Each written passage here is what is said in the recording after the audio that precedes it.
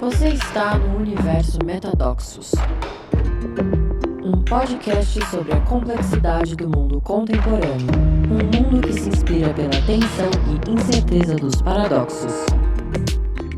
Hoje a gente vai falar de um tema super relevante, vamos falar sobre política, com um olhar renovado, refrescado, a partir de um movimento importante de pessoas do potencial impacto que resolveram se engajar na política. A gente vai falar sobre um olhar que transcende a direita, a esquerda, sobre a participação das mulheres e o desafio de mais mulheres exercerem poder. Venham comigo para ouvir Marina Elô.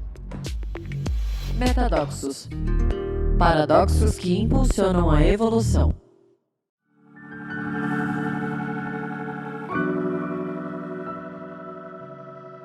Bem-vindos a mais um episódio do Metadoxos. Hoje temos uma convidada muito especial, uma amiga, a Marina Elô, que é deputada estadual por São Paulo.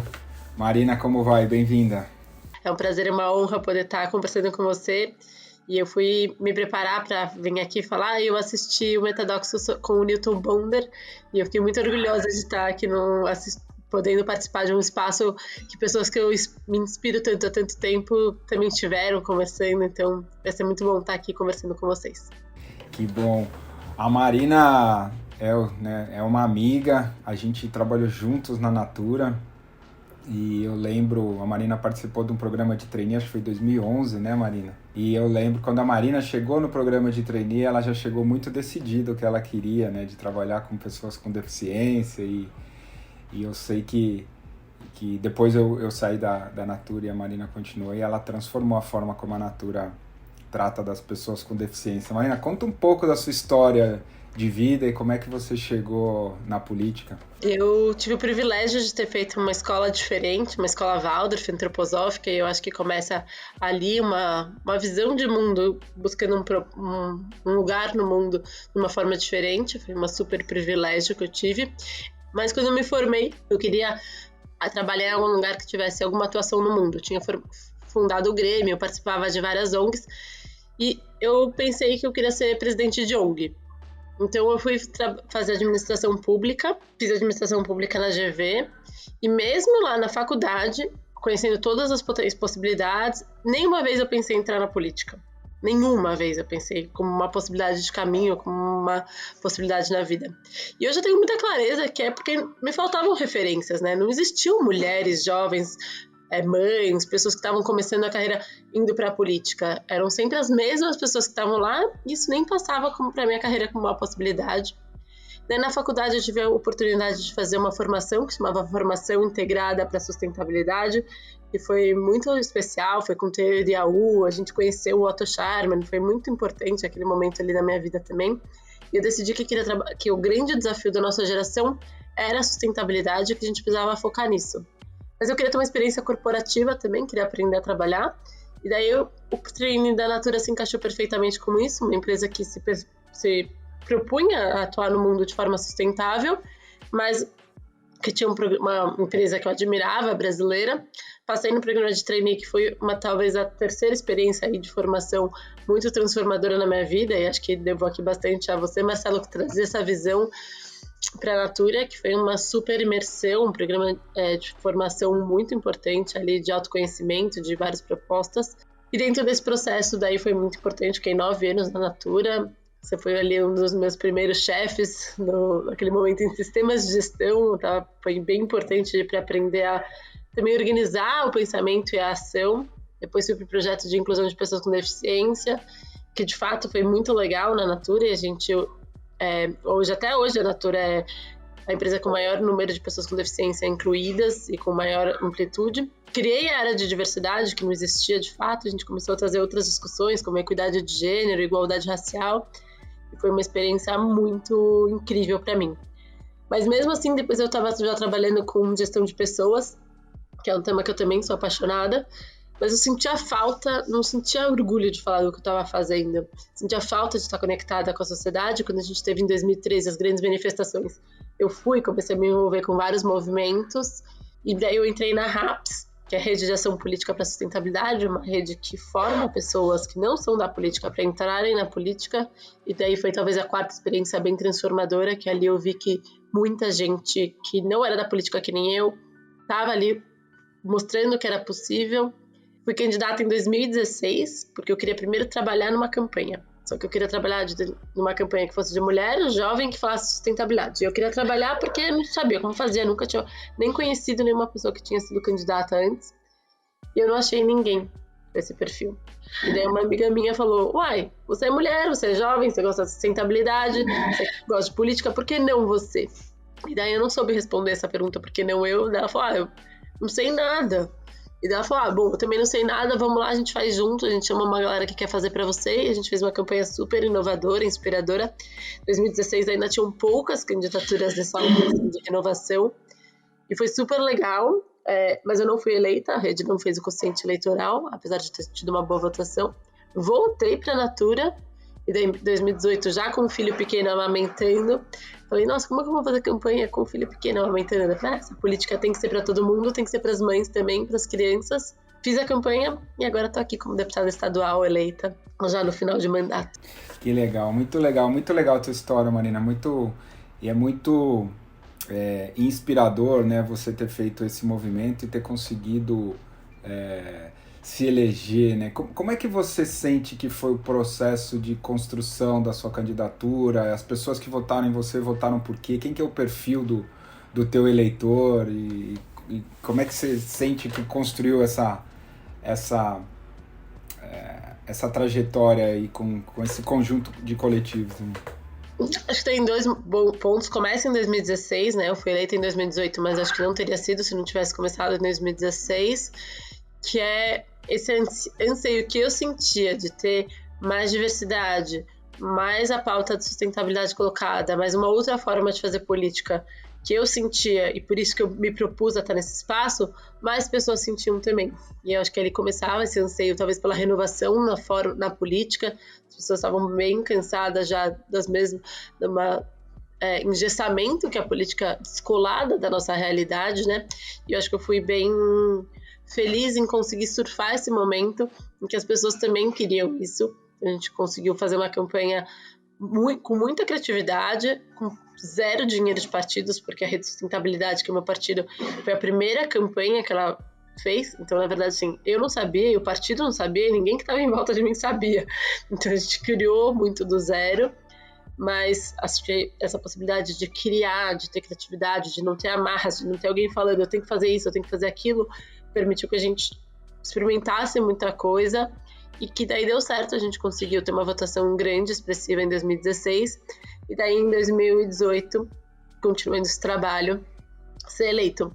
Eu não fui eleita com uma quantidade de votos muito alta, fui bem ali no limite para passar, mas eu acho que fui um voto muito pulverizado. Eu tive voto em 425 cidades, eu nem sabia de todas as cidades, já só tinha ido em 3, mas era um voto que um pouquinho de cada lugar achava que era importante ter esse tipo de representação diferente e que deu certo. E o mandato? A gente já teve uma conversa no passado, né? E bem desafiador.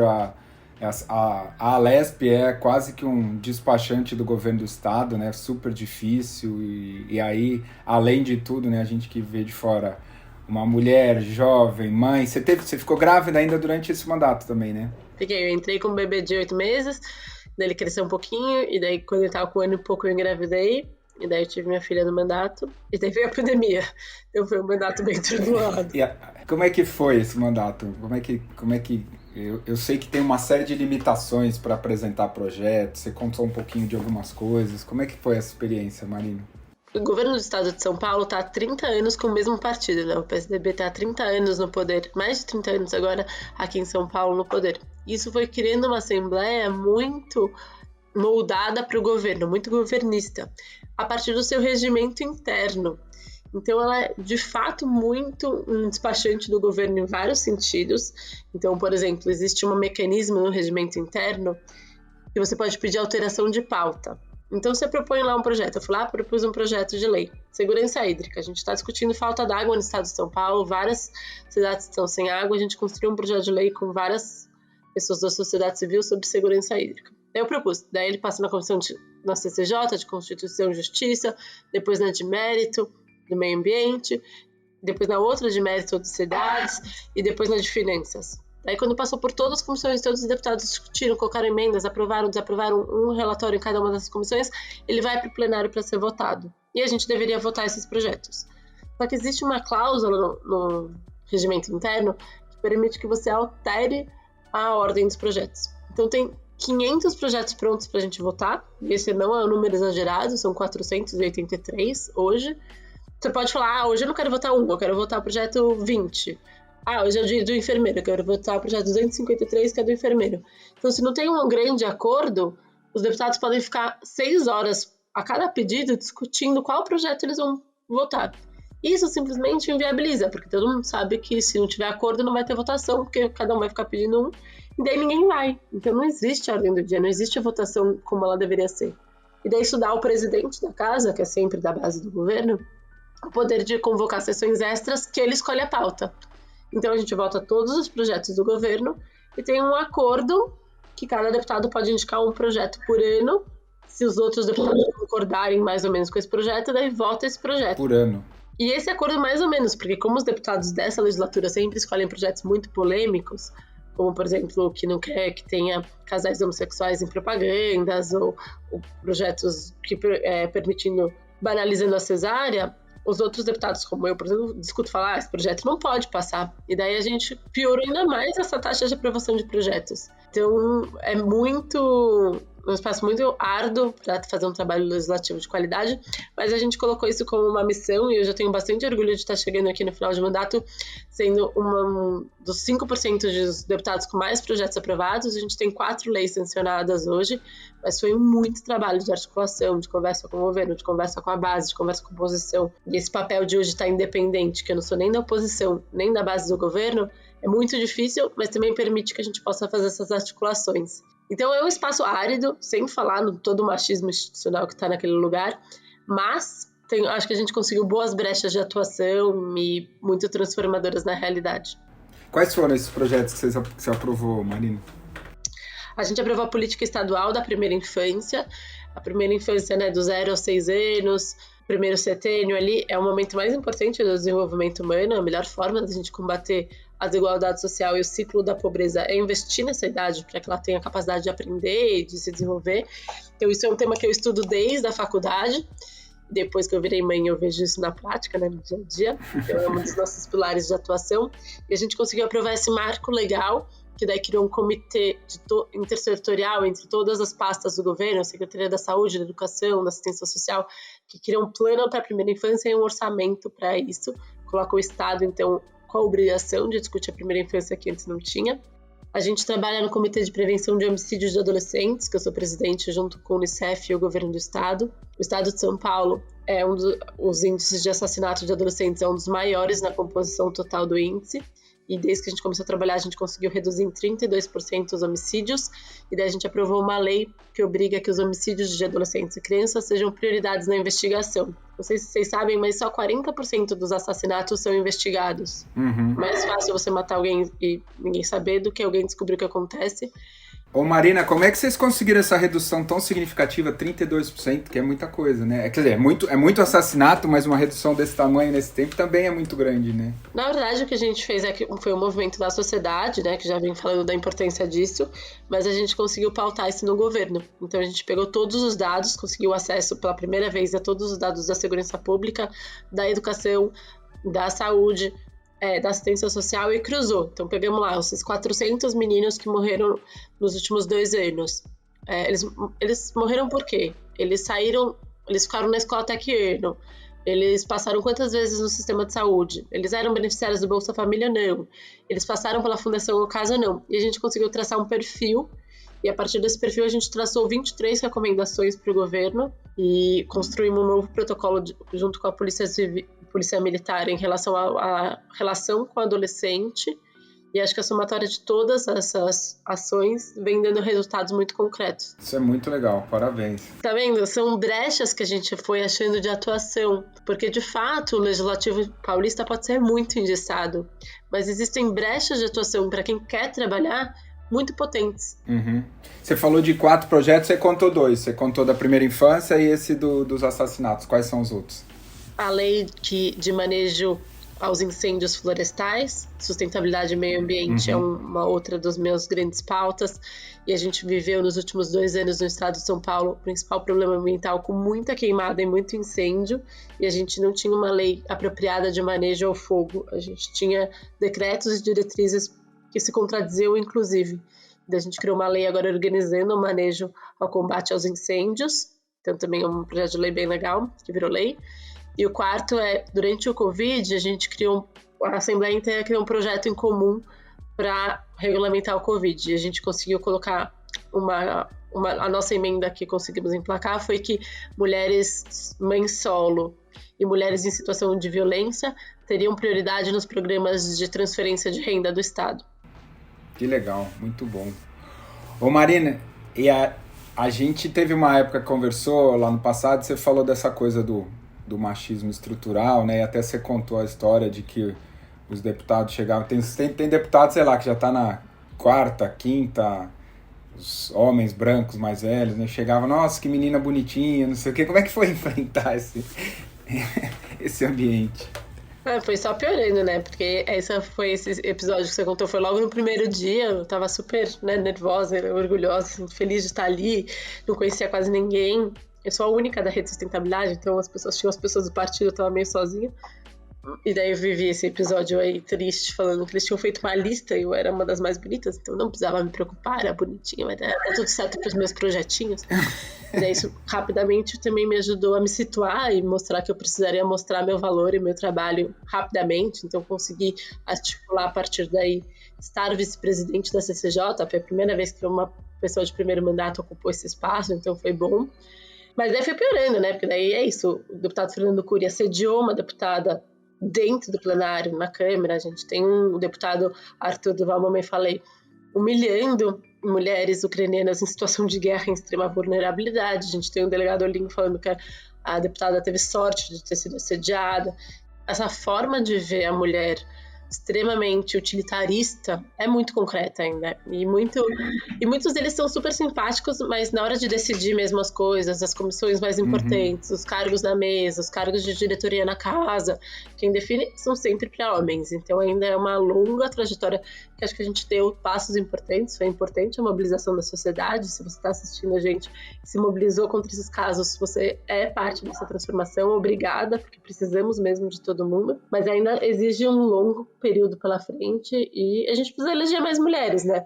A gente, de 94 deputados, somos 20 mulheres e essa é a legislatura da história com o maior número de mulheres. E, Marina, como é que foi a tua experiência pessoal mesmo, de lidar, obviamente, né, tem todos os desafios de ser mulher, mas num ambiente tão estruturalmente mais machista como esse, como é que você foi lidando com isso pessoalmente? É que eu preciso voltar um pouco ali para minha história, de ter tido essas oportunidades, esses contatos com metodologia U, metodologia integral, autoconhecimento, me permitiram hoje ter um espaço de autoconhecimento e força que me dá uma base sólida para estar na política. Seja pelas causas de machismo, seja pelos casos de ineficiência, seja pelos casos de corrupção, seja pelos casos da política ser um espaço árido mesmo, ter forte uma base que me dá uma estrutura de autoconhecimento, uma estrutura de possibilidade de me distanciar, de colocar as coisas em perspectiva, uma família que um papel, ser mãe, ter muito presente no papel da minha família também me permitiu ter um pouco desse equilíbrio para conseguir passar com isso com saúde mental, com tranquilidade, com esse distanciamento, porque de fato às vezes pode ser muito pesado. Tenho várias amigas próximas que tiveram casos de depressão, doença mental nesse processo todo, porque é muito intenso. Mas eu sou muito grata de ter tido essas experiências prévias para me prepararem para estar aqui hoje de uma forma mais estruturada. Que legal. E você, sendo mãe de 2 e com toda essa agenda intensa, você consegue manter práticas que te ajudam a ficar mais equilibrada? Podia estar melhor nesse ponto aí. Não, tudo bem, não precisa ser exigir. Ano passado eu voltei a fazer a terapia. Acho que foi um processo bom conseguir esse espaço na agenda. E eu tento fazer uma meditação, assim, umas 2 vezes por semana. Antes era todo dia, hoje em dia com 2 filhos não consigo mais, mas eu ainda tento fazer uma meditação, assim, semanalmente, que me ajuda. E uma das coisas que eu queria explorar com você, né, eu tive o privilégio de conhecer a Thalita, que é parte do seu time, né, que é uma fofa, que é muito legal a história dela também. E como é que é o time? Porque quem olha de fora acha que o deputado trabalha sozinho, né? Então tem um super time, né, para poder conseguir ter esse resultado. E como é que você montou o seu time? Quem faz parte do seu time? Como é que é esse trabalho coletivo que vocês fazem? Primeiro, super obrigada, a Thalita teve uma experiência incrível com vocês, está sendo muito transformador na vida dela também, e ter essas oportunidades de formação que eu tive para outras pessoas agora é muito emocionante. Acho que tem 2 coisas que as pessoas têm pouco conhecimento da política. Um é que político trabalha pouco, não trabalha. Os piores políticos, realmente os que estão lá há 25 anos, que só querem ficar no poder, que fazem área só para si mesmo, também trabalham muito. A política trabalha muito, porque você tem agenda o dia inteiro, você tem 1000 coisas para fazer. E a segunda coisa é que ninguém faz nada sozinho. A relação do time é que depende para qual política você quer fazer. Então, esses colegas deputados que têm esse projeto de construção de base eleitoral para se manterem no poder, a maioria do time deles são pessoas no território, nas cidades, falando deles, pegando cadastro, fazendo com as pessoas sobre eles, para que possam ter voto sempre. Quando eu entrei, isso nem era uma preocupação. Hoje, que eu tô chegando perto da eleição, até virou uma preocupação de como que eu posso ter mais gente conhecendo nosso trabalho. Mas na época isso nem era minha preocupação. Minha preocupação era fazer um trabalho de excelência.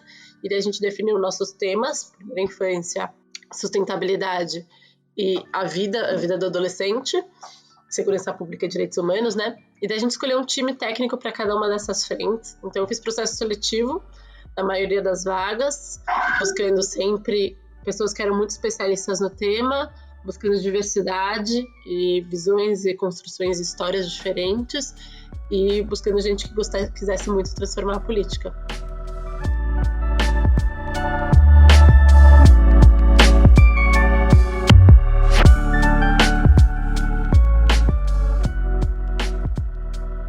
Deixa eu abrir um pouco a conversa com você para a gente falar de Brasil e desse... Né, porque quando, de novo, né, a gente olha para esse momento bem triste que a gente está vivendo, com todos esses desafios, o Centrão nunca teve tão forte e, ao mesmo tempo, tem esperança, né?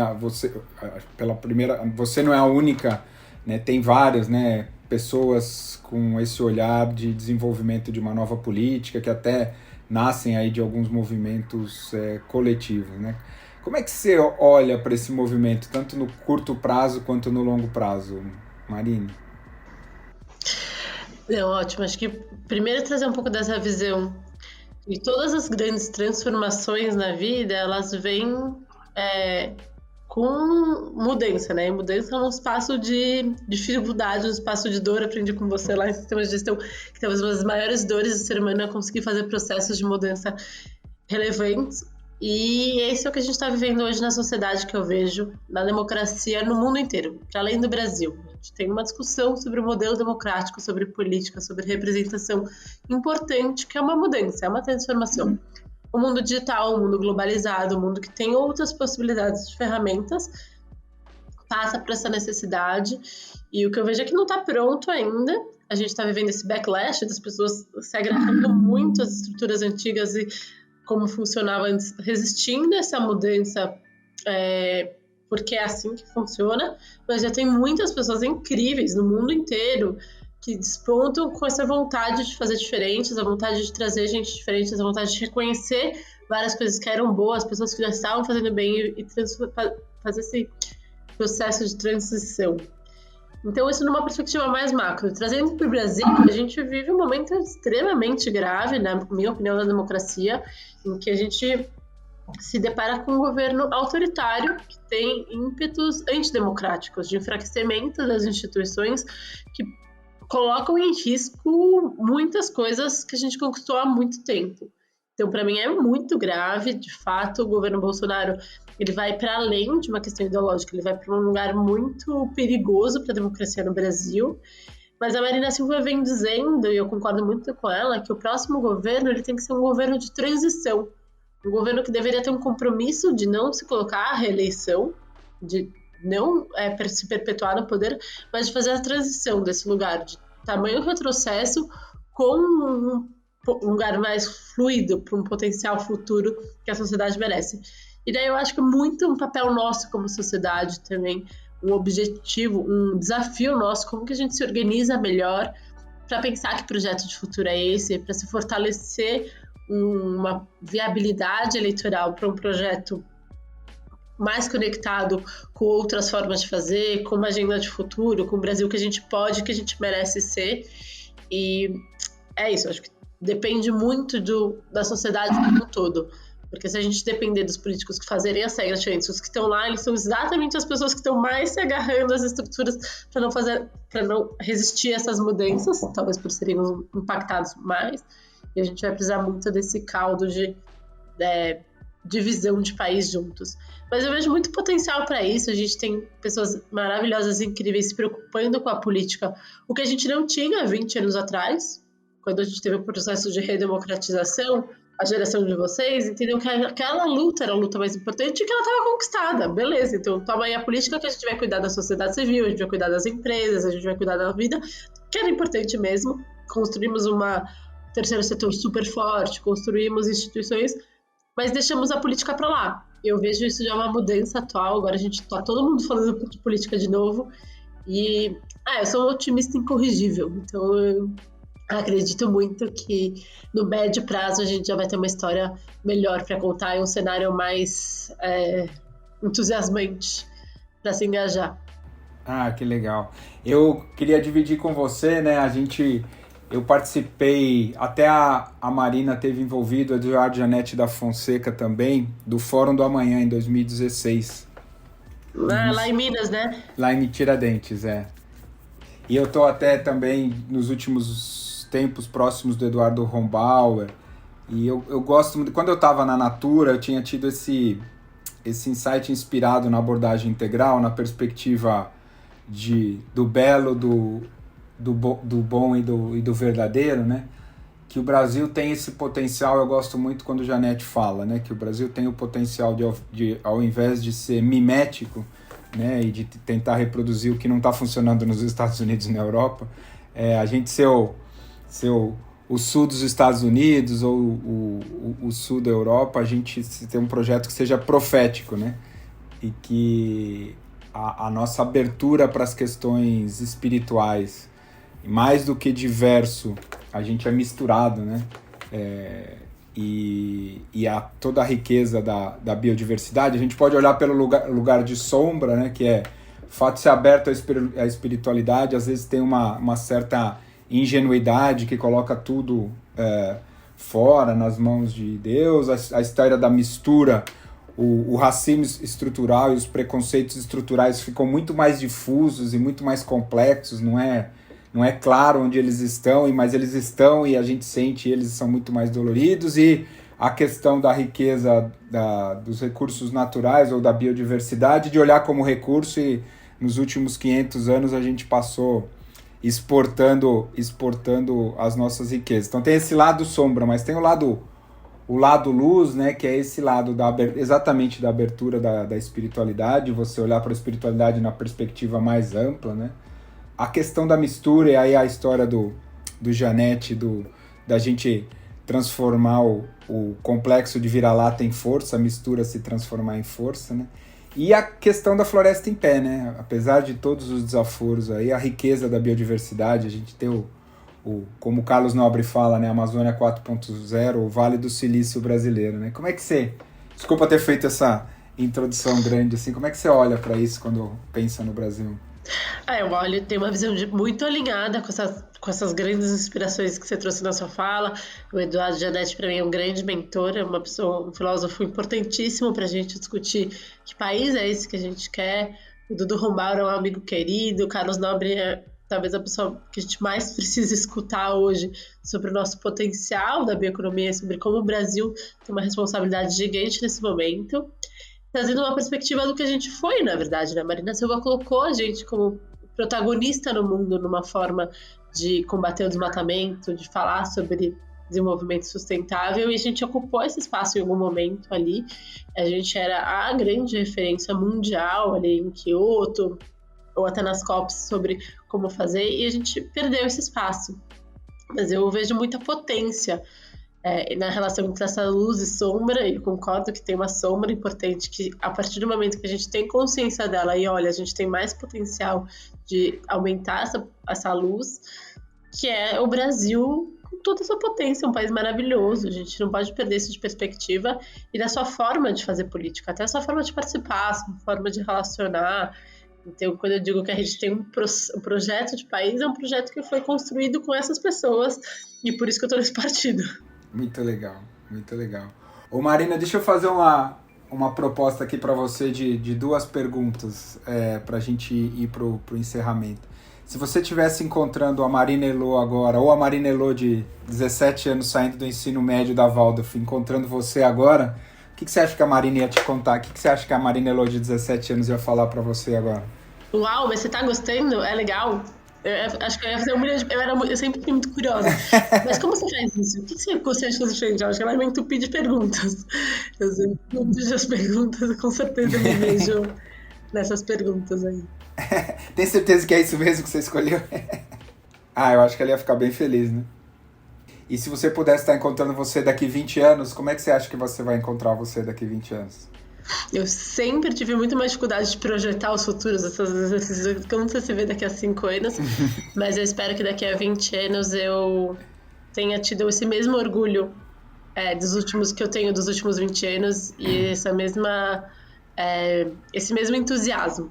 Acho que o entusiasmo para mim é uma palavra que tem essa vontade, essa alegria também dessa construção, então que eu posso olhar para trás e falar, os últimos 20 anos também me trouxeram e foram construídos com muito entusiasmo. Muito legal, muito legal. Você sabe que você falou dessa história, né? Eu vejo muito isso mesmo na minha geração. Eu fui expulso da minha aula de educação moral e cívica porque eu briguei com o meu professor, que ele falava que 64 tinha sido uma revolução, falava não, golpe, revolução e tal, ele me expulsou da aula. E acho que teve muito desse esforço de redemocratização, e realmente a nossa geração abandonou o processo político, né? E que bom que a gente está retomando com pessoas como você agora, e posso que é muito legal talvez olhar nessa perspectiva de 20 anos. Uma outra coisa que eu acho sensacional, né, que é o fato do Brasil ter, nos primeiros anos do governo Lula, ter criado as políticas de cotas, né? 20 anos depois a gente tem lideranças negras, por exemplo, que é muito legal ver essas políticas públicas se transformando, e é muito bacana ver lideranças negras com voz, né? A Thalita, por exemplo, né, que está com você, é espetacular. Então, que essas sementes que a gente está plantando agora, né, possam efetivamente ter florescido em 20 anos, e a gente possa estar pensando num projeto de país, em um projeto de sociedade. Acho que nesse ponto tem 3 coisas bem relevantes para trazer. O primeiro deles é o quanto que a política pública ela funciona, né? O quanto que ela é efetiva. A gente, na construção de governo, construção política, demora muito, é um mega esforço para conseguir mover um pouquinho assim o ponteiro. Conseguir uma conquista, mudar uma lei, colocar uma política pública em prática. Mas isso impacta a vida de milhões de pessoas e transforma o rumo da sociedade. Então, é muito apaixonante, muito real as transformações que a gente pode ter. E a cota para pessoas negras na universidade é um ótimo exemplo disso. A segunda coisa que eu acho que me chama a atenção é que todos nós somos políticos, ainda que a gente tenha novas pessoas entrando na política institucional. Esse momento, para mim, ele é muito importante para que todas as gerações que estão vivas, as gerações que lutaram para a redemocratização, se afastaram da política e agora estão voltando esse interesse, também vão ser fundamentais para essa transformação. A gente não vai conseguir fazer isso esperando só da política institucional. A gente precisa que a sociedade se torne política novamente e se participe desse processo de transformação, de mudança. E eu vejo isso acontecendo, eu vejo esse interesse, eu vejo esse esforço, essa dedicação de tempo e de trabalho para que a gente tenha uma agenda de país por muitas gerações diferentes nesse momento. E talvez esse seja das sementinhas que me trazem esse otimismo, porque é a partir dessa intergeração e dessa construção coletiva que eu enxergo a mudança, eu enxergo a participação política, quando todos nós nos entendermos políticos e a nossa atuação política potente. E, por fim, qual o tamanho da importância da representatividade, né? Porque, para além... Por que eu sempre digo que é importante ter mais mulheres na política, ou mais jovens, ou mais pessoas negras? Primeiro porque as pautas não estão representadas, né? A gente está em 2022 discutindo pela primeira vez dignidade menstrual, pobreza menstrual, acesso absorvente, que é uma coisa que acontece todos os meses com mais da metade da população e a gente nunca falou disso antes. Como assim? Não falava porque as pessoas que estavam lá não era um problema para elas. Então a gente ter mais diversidade leva os problemas que são da população serem representados. O segundo ponto é porque diversidade traz melhores resultados para todo mundo, né? Quando a gente tem pessoas diferentes, visões diferentes, a gente tem pontos de vista diferentes que obrigam as discussões a serem mais profundas, os resultados mais embasados e o resultado é melhor para todo mundo. Daí nem sou eu que estou falando, é a BEM, a McKinsey, a BCG que provaram isso nas grandes empresas, nas corporações, mas onde isso faz mais sentido que na política, né? E daí os dados estão aí para mostrar. Harvard acabou de publicar um paper falando que os países que têm mais equidade de gênero têm menores índices de corrupção, melhores indicadores educacionais, menores índices de mortalidade. Então, é muito potente. Mas o terceiro é que representatividade importa. Por que eu nunca pensei em estar na política antes? Porque eu fechava o olho e nem era uma opção para mim, nem passava na minha cabeça. Agora, quando mais mulheres, jovens, negros, LGBTs, pessoas diferentes estiverem ocupando esse espaço, as meninas de hoje podem sonhar e já sonham em estar na política. E isso é muito potente, também é outra sementinha aí de otimismo que eu tenho. Muito bom, Marina. Queria te agradecer demais esse espaço aqui. Conta comigo para se reeleger. Espero que a gente tenha a honra de ter você em mais um mandato e mais gente como você. E obrigado de estar no Metadoxos, porque como a gente diz, né, todo mundo está certo até certo ponto. E eu até tô suspeito, porque eu acho que você tá muito certa. Então, eu gosto muito de tudo que você... Até certo ponto. Eu gosto muito do que você fala. Então, obrigado pelo teu trabalho. Imagina, Marcela, obrigada a você por ter sido sempre uma inspiração aí pra mim na minha vida em vários momentos diferentes. E por ter me convidado para estar aqui hoje. Para todas as pessoas que estão nos escutando, fica o convite aqui para me ajudarem, virem participar do meu mandato, mas também para se engajarem na política, seja ela qual for, seja que fizer sentido para você, mas essa transformação ela é coletiva. E eu queria só perguntar, posso terminar contando um caso? Pode. Eu tenho conversado com alguns jovens e eu estava contando a minha história e esse ponto da minha história acho que ficou bem, caiu uma ficha que eu tenho achado que pode ajudar outras pessoas.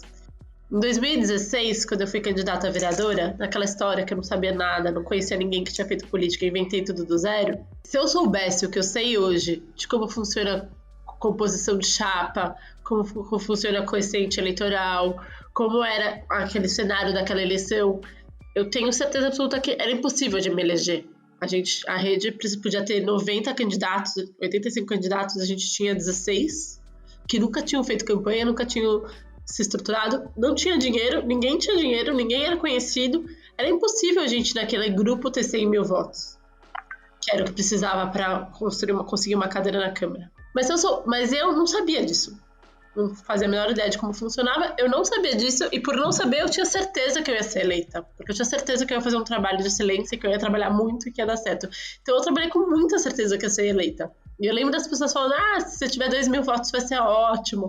Nossa, você está fazendo um ótimo trabalho, você vai ter 4 mil votos. Eu falava, não, vou ter 20 mil votos. Eu tive 16, de fato não fui eleita, era impossível naquela configuração. Mas ter tido 16, ter aprendido tanto naquele processo, me permitiu em 2018 ter sido eleita e ter feito um mandato tão transformador, ter inspirado outras pessoas a virem para a política, ter construído junto. Então, às vezes, a gente não saber de tudo nos possibilita fazer, e ao fazer a gente torna as coisas possíveis. Muito legal. E hoje eu tenho também, até vou te convidar, Marcelo, bem lembrado, uma iniciativa que chama Confra Elas. Legal. E o que eu aprendi é que depois de eleitas, as mulheres chegam lá e ficam muito sozinhas. A maioria das vereadoras são uma mulher em 11 homens, uma mulher em 9 homens na cidade e sofrem muita violência política de gênero e se sentem muito sozinhas. E eu mesma me senti muito sozinha em alguns dos processos E daí a gente criou esse grupo que é suprapartidário, com mulheres de direita, mulheres de esquerda, mulheres que não concordam em várias coisas. Legal. Mas que a gente conseguiu uma parceria com a Lumo, que dava coaching pra gente na Natura, na minha coaching. Quando eu consegui lá, eu liguei pra ela e falei, você quer fazer um trabalho voluntário aqui? E daí elas estão dando coaching learning groups para essas vereadoras. A gente tem hoje 40 vereadoras participando em São Paulo. E tem sido uma experiência muito linda de observar também, porque a gente tem bem mais jovens, bem mais velhas, que nunca tinham tido nenhum apoio, agora são grupos super fortes, que trocam, que se apoiam, porque não basta a gente votar, não basta a gente se candidatar, a gente precisa eleger, não basta a gente votar nelas, a gente precisa continuar apoiando essas mulheres eleitas para que a gente transforme isso. E a gente tem feito, tá legal. Muito legal, Marina, muito bom, obrigado. Beijo.